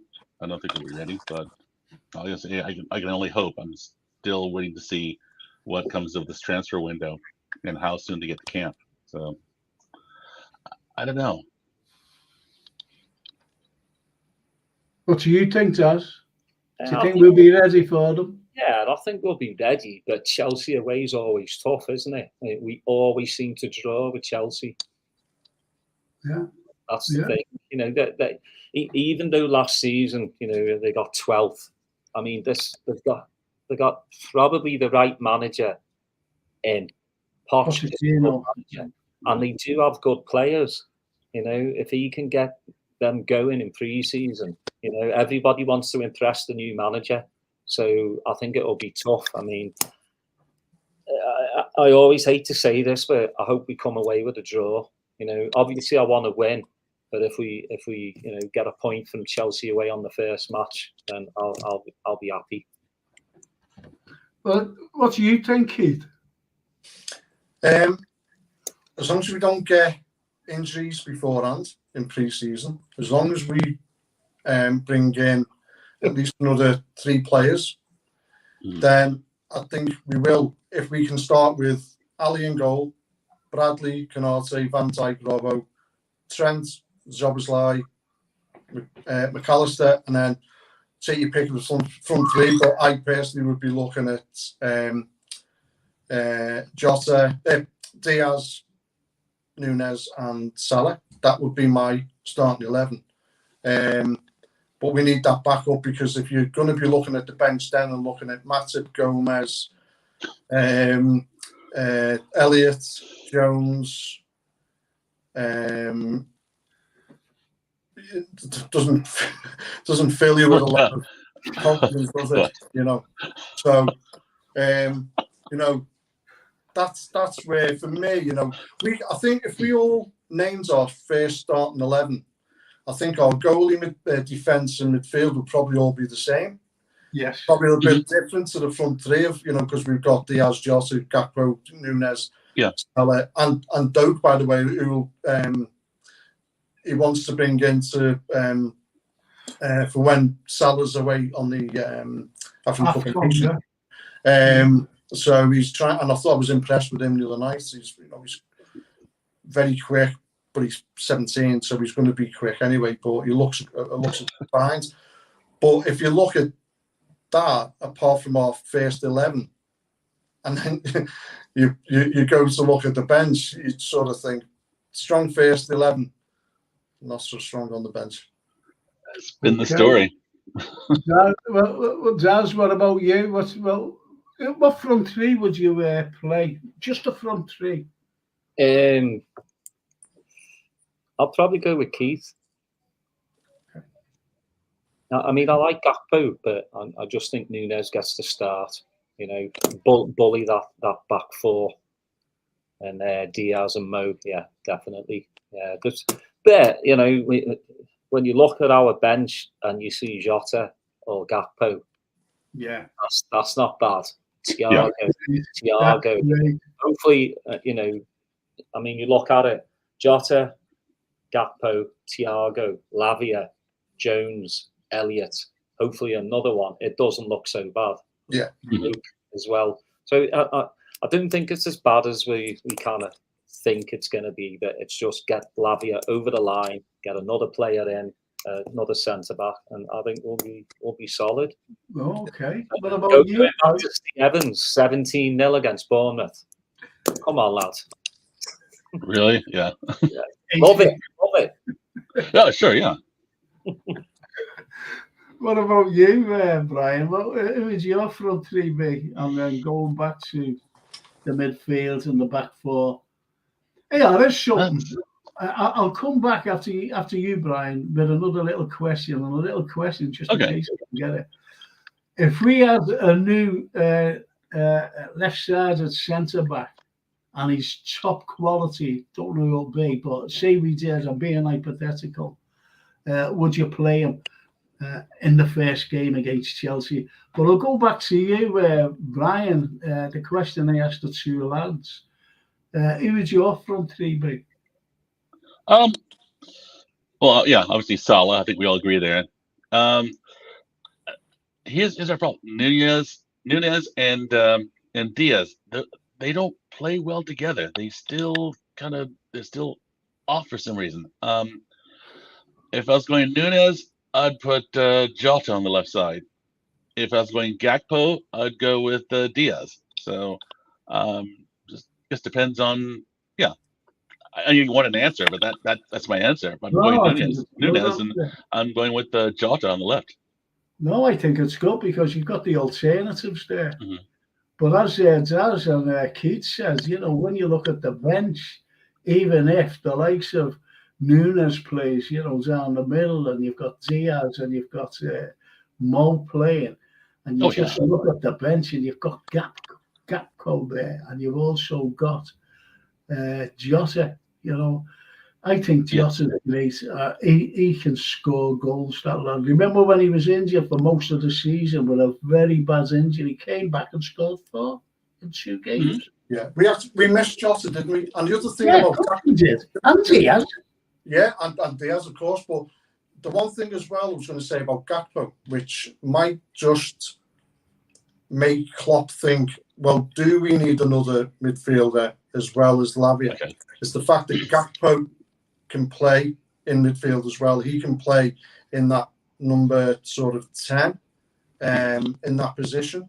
So that could be another reason that Klopp sort of thinks, maybe, because I know his injury record is very good, Gakpo. So that could be another reason that he might not, he might only bring Lavia. I'm hoping not, because we need strength and depth. Okay, then give us 2 center backs then. Or a center back, right back. Yeah, we still use it. Yeah, still use a player the needs. Yeah. I personally would go and get 3 centre backs, get rid of Matip and Gomez. Yes. All day long. But why? Yeah. Look, there's no money, and who'd buy them? Who would buy Gomez and who would buy Matip? Who'd buy them? There's money. I would rather see Vandenberg in before them two. Seriously, we brought him in. He was supposed to be the next big thing. He was only a young lad. Give him a chance, because I tell you, Gomez and Matip are garbage. I don't like seeing it. No, I think we've all agreed on that, Keith. I really do. The way see. Steve Evans is bench. Kelleher, new centre half. Zorba Scouts. You know who Zorba Scouts is, don't you? Yeah, let me clarify that real quick. Yes, he didn't look good the other night. He was out of position, but I still think he's better than Robertson. Yeah, see, and this is what we were saying before. Who would you like to see as vice captain? Captain and vice, and we all said Virgil. And people were actually saying Robertson. But I said to Keith at the beginning, and answered as, he has a bad season last season, and he never improved at all for me. And he still isn't improving now. I think he's lost his mojo. I really do. And that's just from a supporter supporting him. And I'm seeing how I think he's on the decline and all, in all honesty. But anyway, Zorba, the Scouse, Elliott, Gapco, Jones, Batatic, Jota. That's some bench, that though. Think about it. That is some bench. But Evo put so.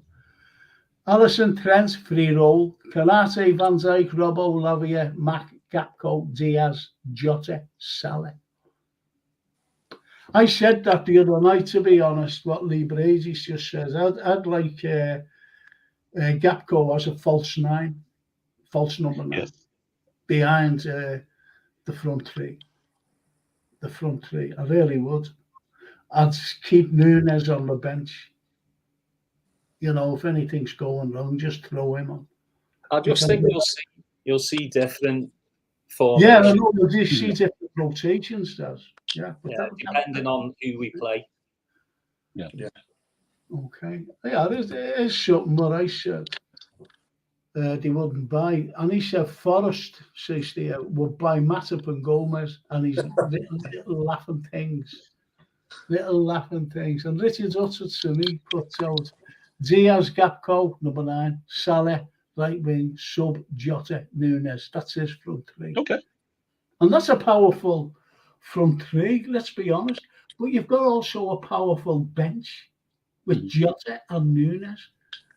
But it's the defence, lads. It's the defence that really need.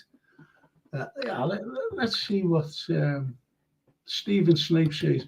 And just talk about this. I'm going to ask Keith to read this out while he drinks his or finishes. Can you see that?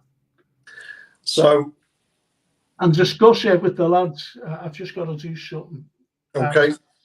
A 9:45. Is that okay? Yeah, of course, yeah. So from Steve Snape, so with a cohesive midfield, both off from 5, 6 players, and our defence might be better all round. How about rotating Lavia by Sesic so as not to overload them because of their age? I think it's a good point. Personally, I think it's a good point, but my fear for Bajcetic is the injury that he had at the end of the season for his age as well. That is the concern for me. He had a couple of slight injuries as well when he was coming into the team, and he's still only 18, isn't he? 19, 18 or 19. Yeah. For me, having Lavia at 19, Bajcetic 18, 19, Elliott, Jones. I know he likes Clark as well. There's a lot of youngsters there. Soboslai's only 22. McAllister's 24. It's a young midfield, and I feel we're missing someone like a Gary Mack or a James Milner. We need someone, because Gary Mack came in, didn't he? And he was a revelation. The fella was he had all that experience. And I think that's what we're going to miss with Hendo, Fabinho, and the other 3 that went, not so much Keita, but an old head, or a good head on old shoulders. Yes. Or is it an old head on young shoulders? I can't remember what the saying is, but someone who can slow the game down or say, right, okay, like Stevie G did. Stevie G, he took hold of a game, didn't he? Suffered the next sometimes when we were under the cosh. And I don't see that. I don't see that in Trent either. I don't see it in McAllister or Trent or. And then I just think that we need someone who's going to. I personally, I would have loved to have seen Gundogan from City. Okay. I think he's absolutely. Not only is he class, he scores goals. City will miss him, by the way. Miss City, if they'll miss him, and if Haaland, Avatar, got injured, they'd miss him as well. I think that they would miss. I think they'd struggle, City, with goals. So yeah, that's my take on that anyway. Yeah. What do you think, Daz? No, I'm with you as well. I just think Bajcetic one's one for the future. You know, he only played those 15 games because we had nobody else. Yeah. You know, Fabinho was just non-existent, walking dead. Yeah. You can't expect to. I know that the old saying is like, you know, if they're good enough, it doesn't matter how old they are. I understand that. But a DM has a lot of responsibility on his shoulders. And I just think, even with Lavia, I'm just like a 19-year-old to be right in front of our back four. You know, there's a massive difference playing for Southampton and playing for Liverpool Football Club. Yeah, you know, sure. Southampton battling relegation every season. Liverpool battling for trophies every season. So it's a massive upgrade for him, and I'm just a bit worried. Like you said, we've gotten rid of like the cooler, older heads. 3, Milner, Fabinho, Hendo. That's why I'm hoping at least Thiago stays. He gives you experience, you know, he can talk in your ear, like, calm down, you know, we've got this. So, yeah, it's just, you know. It's a worry, isn't it? It is a worry. And if you look at Bajcetic, he came into the team in midfield last season, but actually he was a centre-half, Bajcetic. That's what they bought him as originally. Yeah. He was a centre-half, you know. That's midfield for me is the biggest worry. Yeah, go and get Lavia, but I honestly do want us to go and get someone like Gary McAllister, James Milner. I can't think of any others that we brought in really as in the past that have been similar. But yeah, go and get someone like that. Well, Richard Hutchinson, CDM position is looking behind, experience, ready-made, gel in the midfield and push forwards with the ball. Good shout by Richard there. True. And Stephen says, what I meant was at least only asking half a season out of potentially 2 6s may help. I have to agree with Keith where an experienced head is needed. We were all saying that, you know, we really have to have experience. We were relying on kids last season and we still had Henderson and Milner. The Ox went fit coming off the bench. And that's the problem, I'm afraid, lads. And he's hit the nail on the head as Charlie would. And Keita with his broken biscuit legs, you know, it's so sad if we don't get. I wanted 4 midfielders. I don't know about you, but I wanted 4 this season, 4 mids. I wanted a left-sided centre-back. And if Kelleher went, we needed another goalkeeper because we can't rely. I think he's a young Brazilian goalkeeper. And Adrian, he's just not good enough. But apparently he's good in the dressing room, whatever that means, I don't know. But that's the point. That is the point of it all. If we don't get these players in, we could end up struggling and fighting again for 4th place. Yeah. And that's just my opinion. And did you mention McAllister before? Oh, well, what I was saying was, remember Gary Mack? Yeah. Gary McAllister. We need, you know, we brought him, I think at the time, he was 34, 35, wasn't he, Gary Mack, when we brought him 34, in? Yeah. And I think, you know, everyone was surprised at that time, you know. And I must admit, I always hated Gary McAllister when he played against us because he played well, didn't he? He was always one of those annoying players. Yes. And then when he comes to us, I mean, if I've seen him, I'd kiss his feet just for the goal at Goodison Park. Yeah, you know, but I just think we just need. I know it's against FSG's philosophy, but I just think, you know. But then you sort of go through not just the Premier League, but you'll go through La Liga, the Bundesliga. You know, you go through them and think, is there a player of that ilk? And I can't really think of one that could come in and do that, you know. Valverde, maybe. No, you can't. Yeah, Valverde. Yeah, Valverde would be a good shout. That'll cost you. Yeah, but again, it's the cost, and we haven't got. Apparently, we've got no money. Liverpool Football Club, third richest or the fifth richest in the world, hasn't got the money. Have you ever known the likes? Please, I haven't. And imagine that McAllister, Slobber, and Turan and Lavia in midfield, but there's no experience.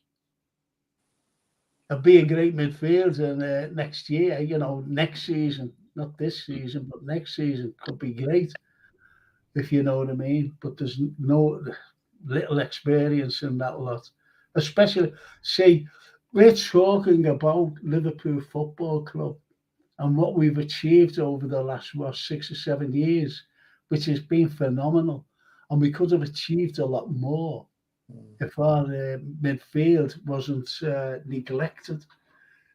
It's been neglected for 4 years. We know that. I know that, right? We all know. And I said again, I keep repeating myself, we needed midfielders, and I'm talking 2 years ago. And as someone said, I think it was Neil Broderick, I'm not quite so sure, and he said, with the neglect of this should have been sorted out last season, midfield. This season, we could have been sorting out the defence. The forward line's just great. We don't need anybody. And that's the problem we've got.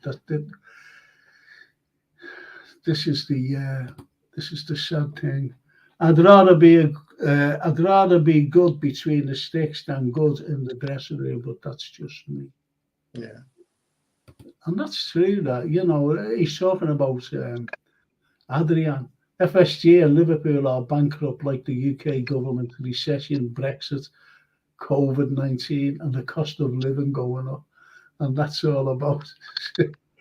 We can't get away from Brexit. But listen, lads, the likes of, from the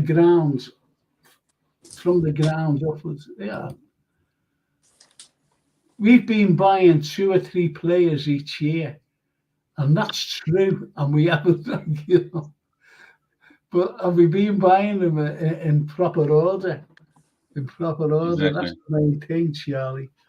But listen, and that third player is always a 14-year-old or a 16-year-old, one for the future. Yeah. It's like some other center back we bought the other day for $1 million. Okay, he's 14. All right, well, see you in 6 years, 7 years, maybe.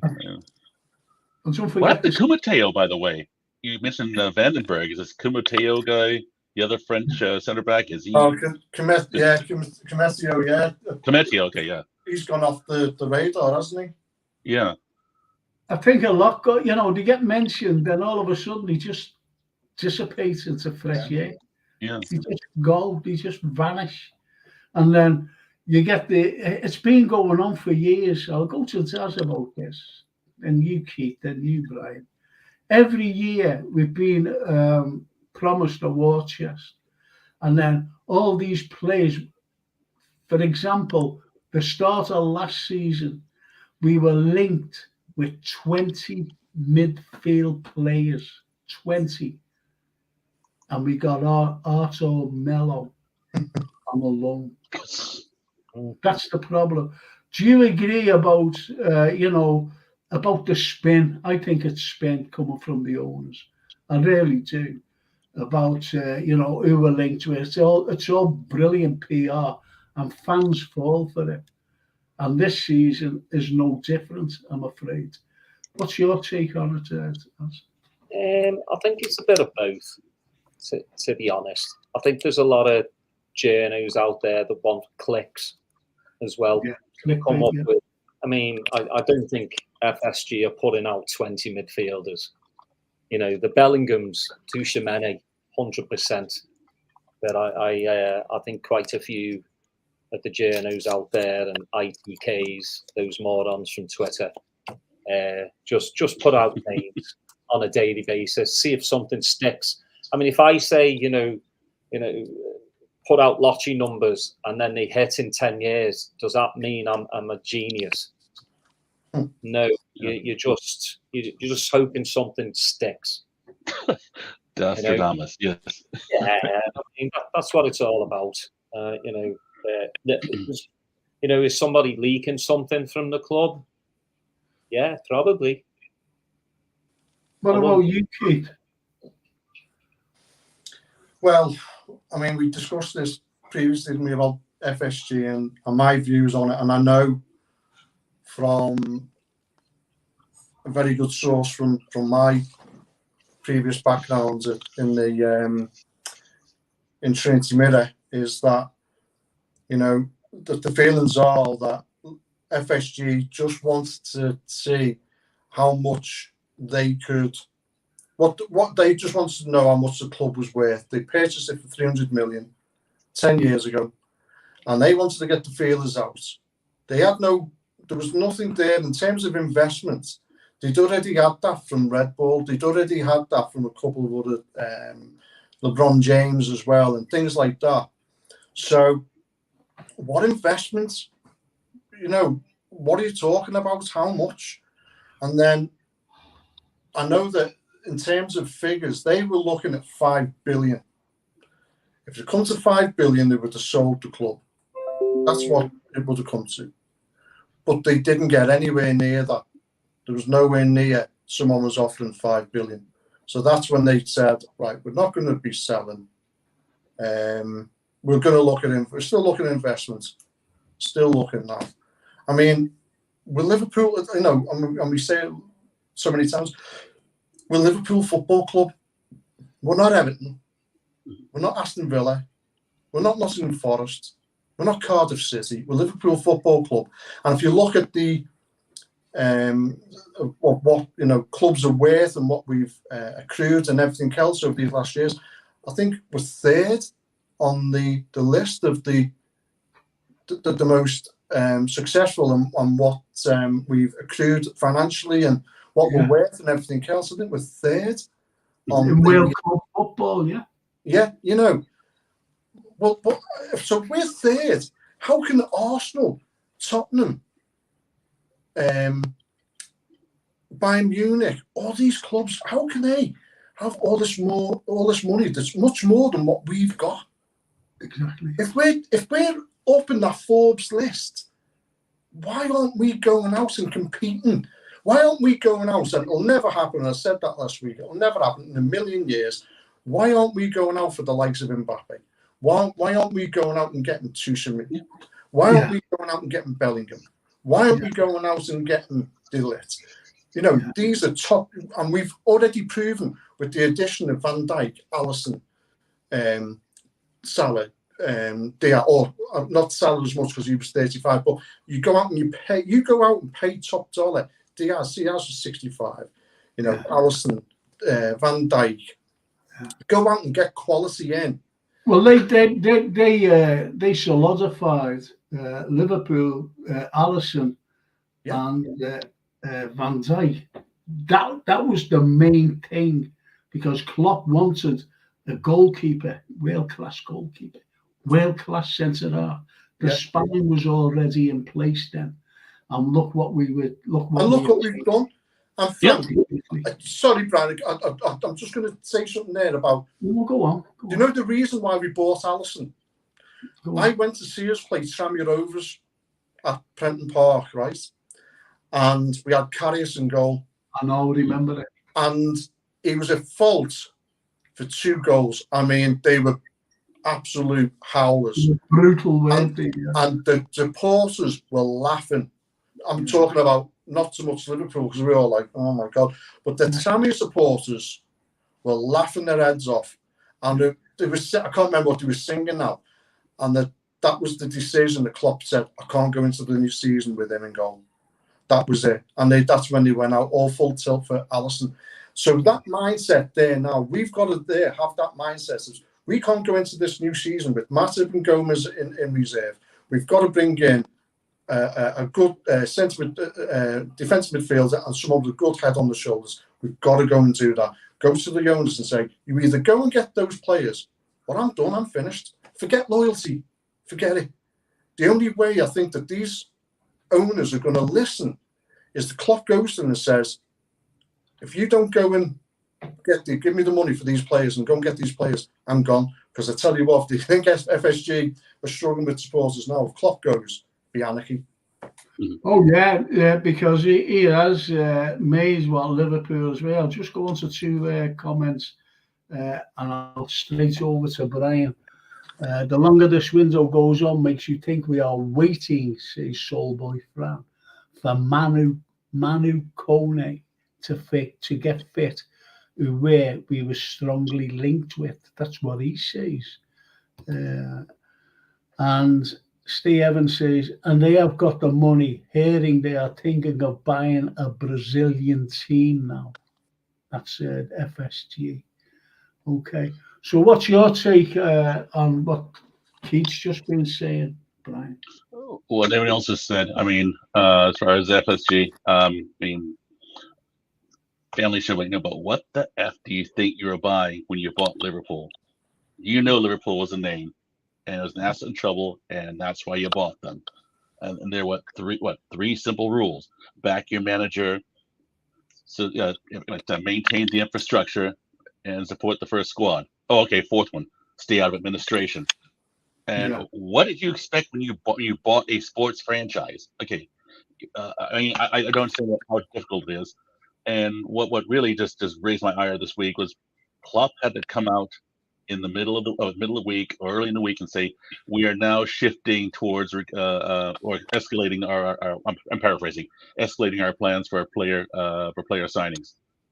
I mean, what as you're saying, what other club does that? What top 4, top 6, whatever club goes in there and says, okay, we're now shifting to get players.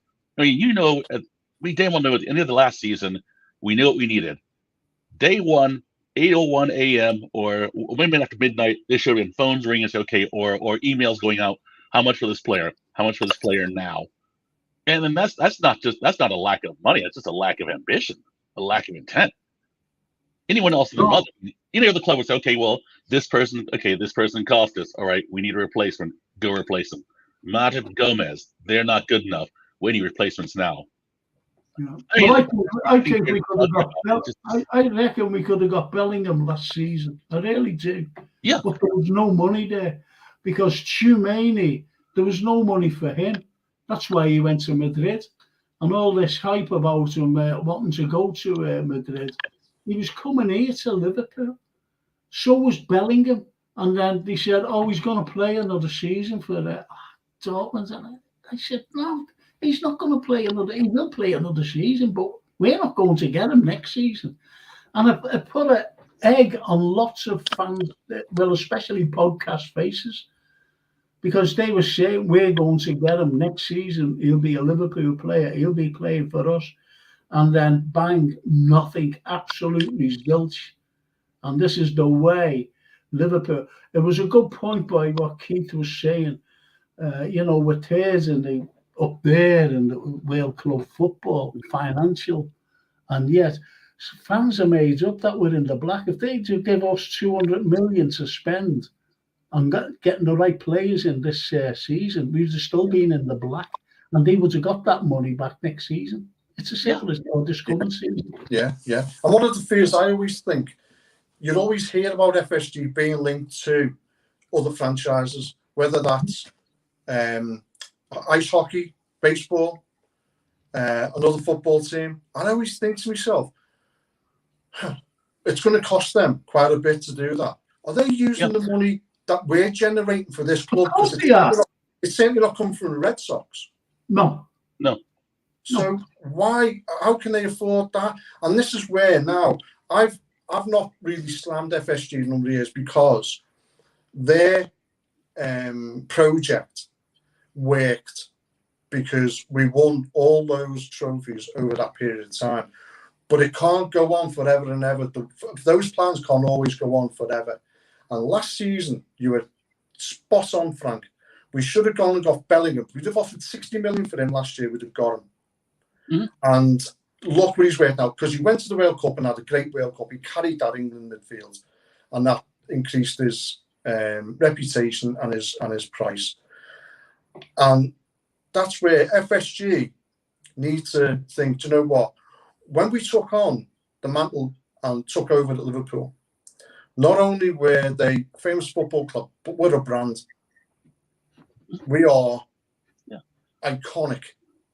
You know, we're not a Tottenham or an Arsenal or a Chelsea or a Man City. We are Liverpool Football Club, and we're up there with the Barcelonas, the Real Madrids, and the other shower down the East Lancs. We are up there with them. We are, you know, one of the most supported clubs in the world, up with those other three clubs. We should not be having the conversations that we are in terms of, you know, we should be competing with the best players in the world, and we're not. And it's a disgrace. Mm-hmm. It's a powerful question. Okay, now where's my last question for the evening, boys? And I'm going straight to Brian, and then you, Keith, and I'm ending with Daz, if you don't mind. What if Liverpool don't qualify? What if they just don't qualify next season for the Champions League? Also, what if they win like the Carabao Cup? Would that suffice as a you know, the trophy I'm talking about? Would it suffice as a you know, a good thing and a build? What's your take on that, Brian? No, absolutely not. The Carabao Cup will be okay. Yeah, this is not 2011. No, that will not be sufficient. And I have a feeling that's what the new milestone will be. Well, before it's finished top 4, now it's top 5. So at least we have some semblance of Europe. No, Carabao Cup will not be enough. No, anything short of, I want to say top 4, or at least chasing for the league title or Champions League is an abject failure. Yeah, well, that's the expectation. It's only what we've got now. It's only what, you know, what's being brought in. Don't forget, all right, we'll go to 8 players that we've lost. 2's come in so far. Right, so if I left it down. Right over to you, Keith. If we win the Carabao Cup and finish not in the top 4, how would that look for Liverpool? Would it be a massive failure again? And where would Klopp end up? Catastrophic failure. Shanks would be turning his grave for someone to turn around and say, "What do you think? You know, we don't get in the top 4, we win the League Cup. You know, would that be suffice?"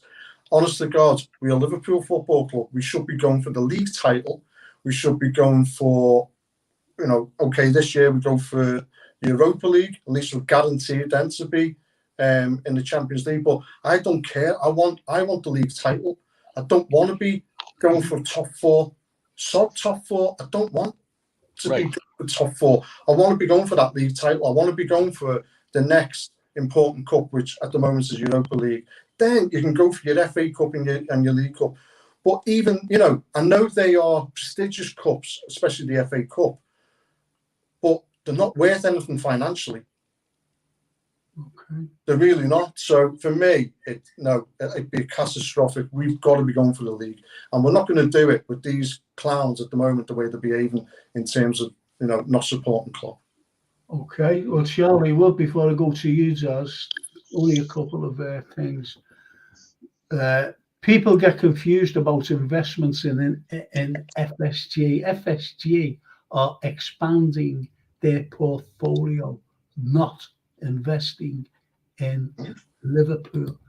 And Stephen Snape's Liverpool Football Club and the European Cup are like fish and chips. They go together.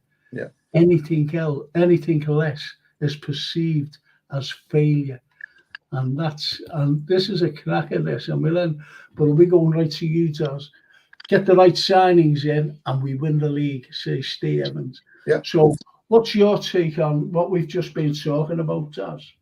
I mean, going for Carabao Cup only is for teams like Spurs, Brighton, you know, outside of the top 6.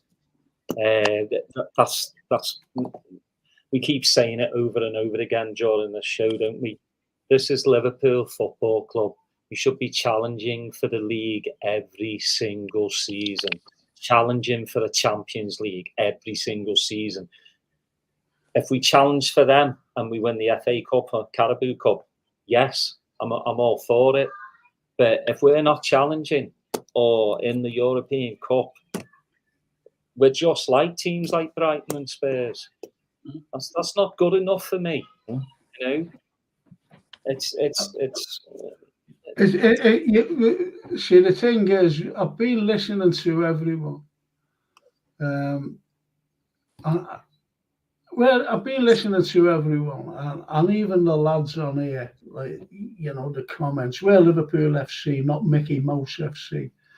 And the point is, it's become, we all become very emotional when we're talking about the lack of investment, about a decline. But I don't think that we're going to be up there in the top 6 for next season. I really believe that. But as Steve Evans says, you know, get the right signings and we could challenge. And the right signings have to be there. And as Keith said before, we've got the money here. We have the money. We just have it. Why can't we go and get Kimmich? Kimmich would be fantastic. He'd be a great signing. And it'd just be like that Shumani. It would have been a great signing, or Jude Bellingham. They would have been great. But it's not going to happen. We're struggling over 50 million. I don't think he's worth 50 million, and that's my opinion, for Lavia. So we are going to struggle.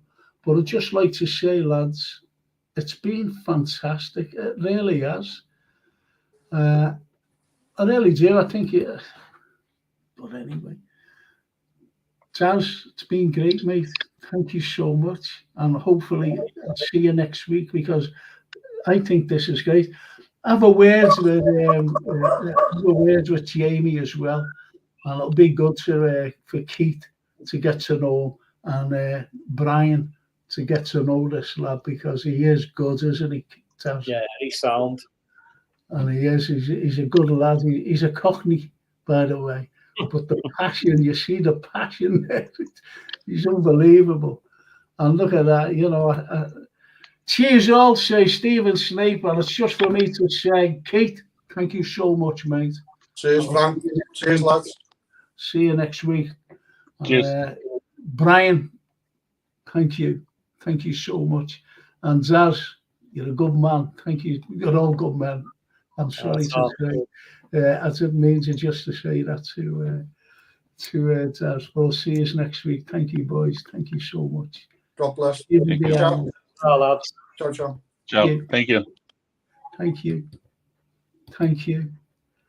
Thank you.